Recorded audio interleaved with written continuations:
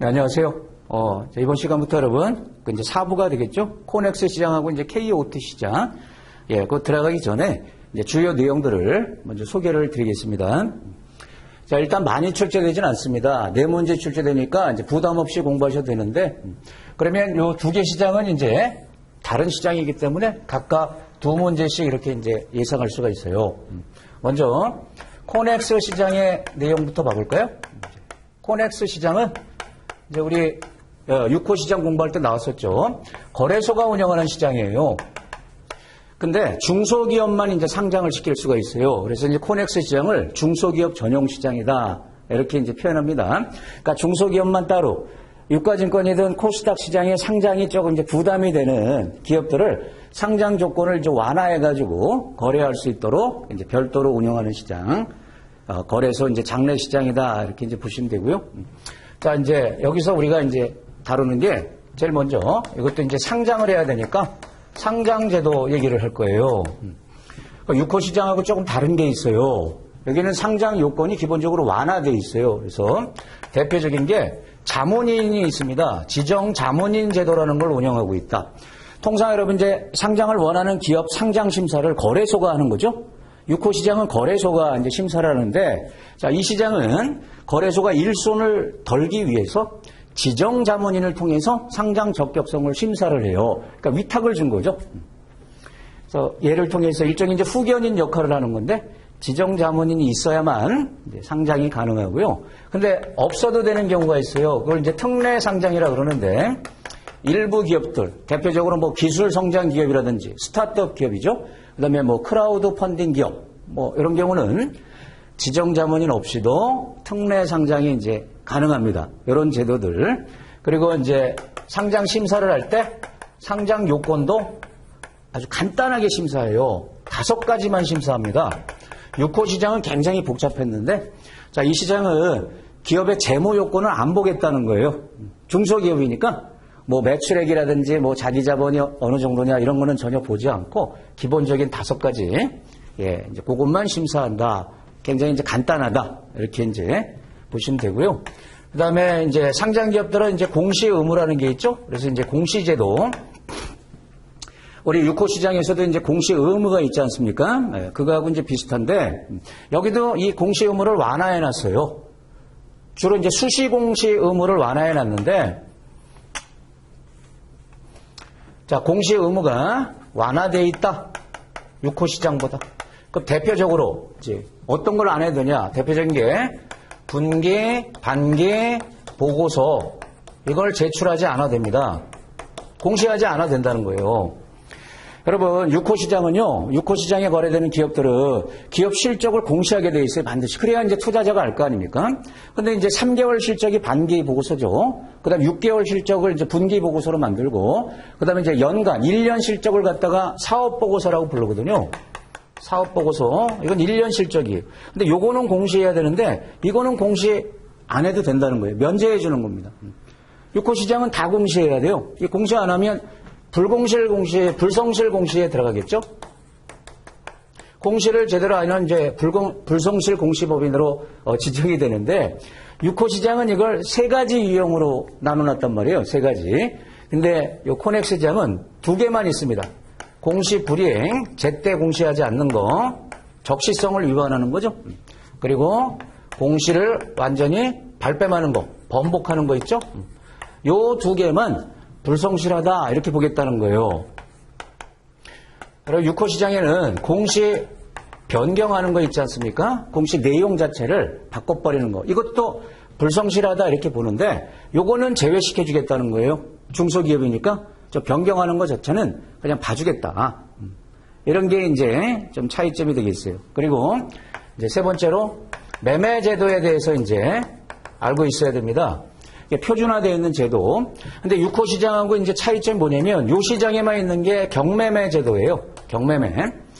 여러분 이제 기본적으로 시장은 경쟁 매매한다 그랬죠?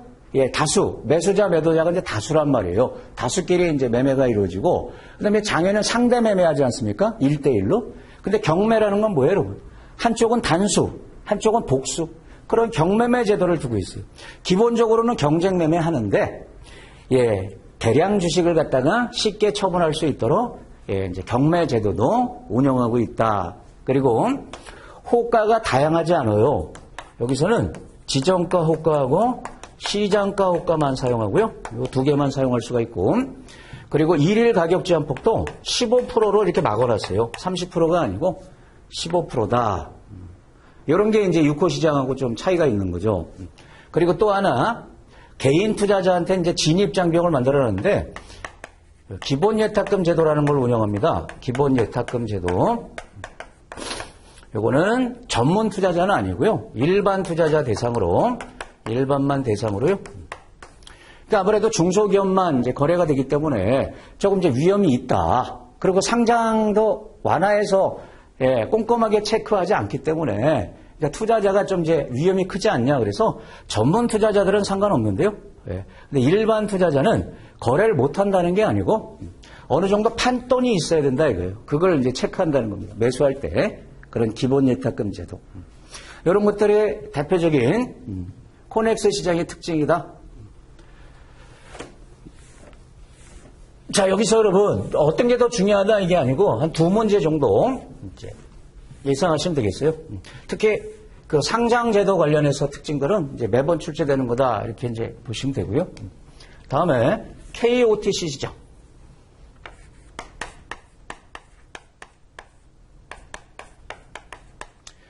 K라는 건 이제 코리아, 그래서 이제 한국이죠. OTC라는 건 이제 장외 시장이라는 뜻입니다. 한국의 장외 시장. 요거는 이제 누가 운영하냐면 거래소가 아닙니다.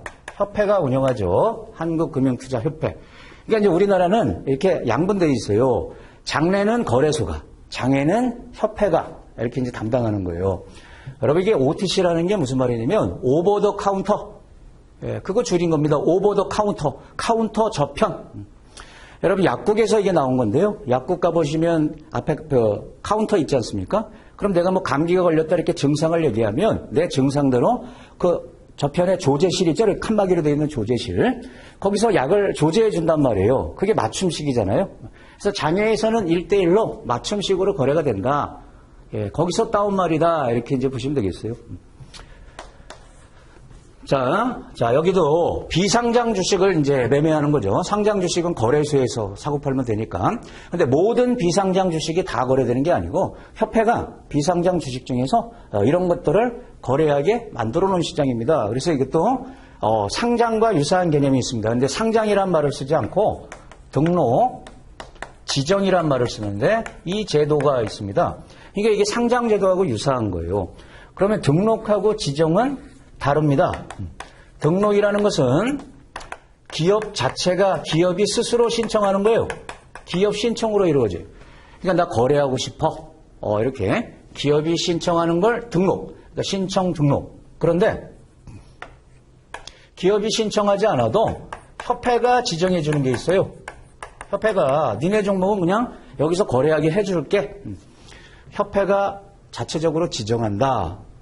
기업이 신청하는 거다. 이렇게 두 개로 나누는 거고요. 자, 어찌됐든 등록이든 지정이 되려 그러면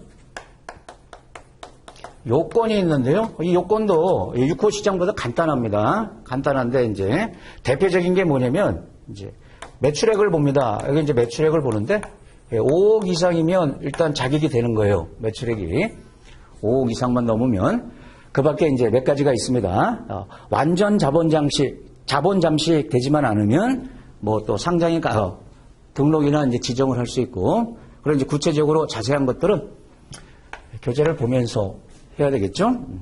그리고 먼저 이제 매매 제도를 공부할 겁니다. 이쪽에 매매 제도. 그러면 이제 거래소하고 좀 차이가 있겠죠. 이건 장외니까 일단 경쟁 매매하지 않고 상대 매매 하겠죠. 1대1로 상대 매매.